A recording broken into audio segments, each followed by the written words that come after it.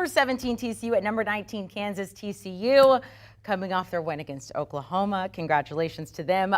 Kansas still undefeated. Kansas underdog at home by 7 points. Danny, what do you think? So I think in the Big 12, it's probably the most entertaining conference that's out there. And I think, outside of West Virginia, you've got a bunch of teams that are going to play really tight with one another, except for Oklahoma, got blown out by TCU. Sorry, Amanda. You're giggling during that. But even you're that giggling one, during that. I know, I couldn't resist the jab there. But I do think this will be a game that will be tight, much like most of the games in the Big 12 we've seen unfold. And at some point, because I think people look at Kansas and they're like, this is a great story, but they're going to wake up sooner or later. A lot of people thought that last week against Iowa State. Some people thought it with an undefeated Duke team came into town.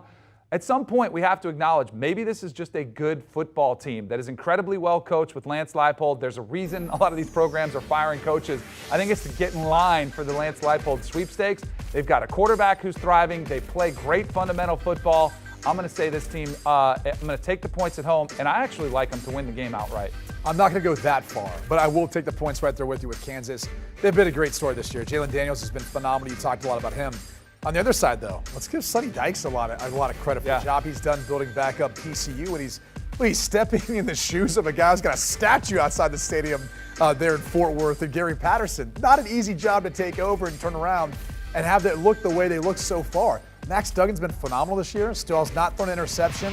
Again, not to go back to hammer your Oklahoma Sooners there, Amanda, but you guys are doing that was an impressive. It was big play after big play after big play.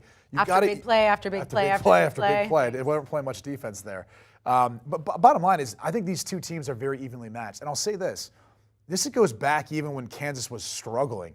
For whatever reason, Lawrence, Kansas has always been an Achilles heel to TCU. Even back during the Trevon Boykin days and some of those other really good TCU teams that are batting for Big 12 championships, they struggled there. I don't know what to put to it.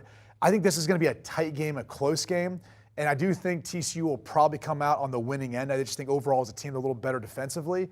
But I'll take the 7 points. I think these two teams are very evenly matched. There are only a couple of hotel rooms left in Lawrence right now, and I'll tell you what, those prices. Did you look that up? I did. I was curious. I looked it up. I wanted to see. What site did you use there? We're using Hotels.com. I don't know if I can maybe say that unless they would like to sponsor us for this show here. All right. Do you want a sports network that delivers everything that matters about the game? The highlights, the picks, the instant analysis. No yelling, no fake debates, no politics. Hit the subscribe button and never miss a moment.